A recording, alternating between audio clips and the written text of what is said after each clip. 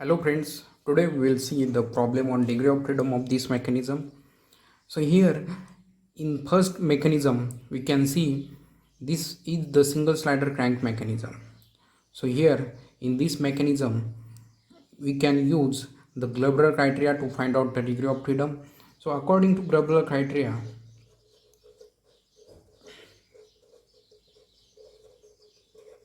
formula which is used to find out the degree of freedom, that is the 3n minus 1 minus 2 p1 minus p2.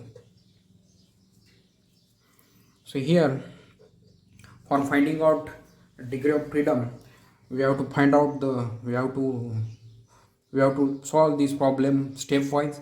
So first we have to find out the n number of links. First we have to find out number of links. Second we have to find out the number of lower pairs. Third we have to find out the number of higher pairs. So here first we have to find out the number of links, then next we have to find out the lower pairs, third higher pair.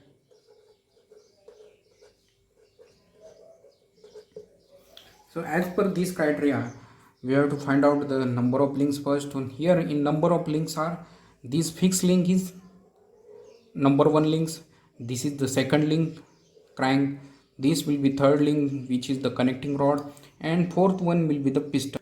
Next number of pairs, number of lower pairs. So first number of links are 4, number of lower pairs. So here we can find out, here in between that fixed link and crank, this will be the first number link, first number lower pair, this will be the second number lower pair, this will be third number lower pair, and here in between that piston and this rigid body there is higher pair is there. So number of lower pairs are 3 lower pairs. This will be the first lower pair, this will be the second lower pair, this will be third, and fourth number will be the what, higher pair. So here number of lower pairs are 3 and number of higher pairs are 1. Okay, lower pairs means in between that two pairs there will be what, surface contact is there. Higher pair means in between that pair there should be a line contact or point contact. So here in between that piston and that rigid body there is rollers are there. So due to that roller there will be no number 1 higher pairs. Okay, so we have to put all values here. 3 into n minus 1, n number of links are 4 minus 1, minus 2 into p1, p1 is the lower pair, this will be the 3, minus p2, p2 is the higher pair.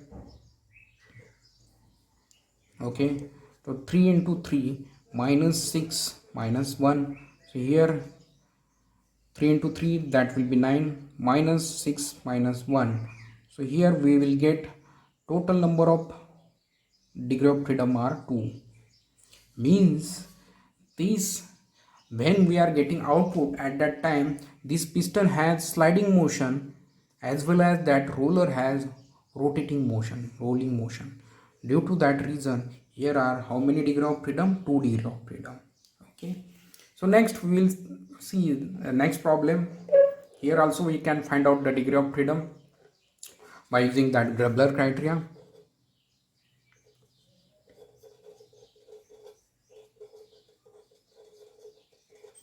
According to Glauber criteria, F is equal to 3n minus 1 minus 2p1 minus p2.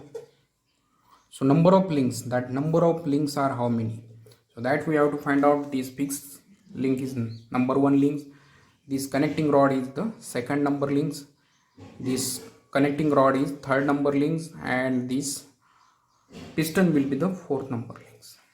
So number of links are 4 links. So number of lower pairs, so here we have to find out number of lower pairs.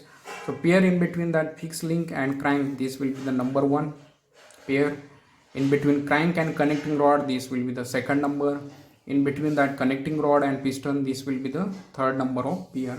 In between that piston and this rigid body, there will be the fourth number of lower pair.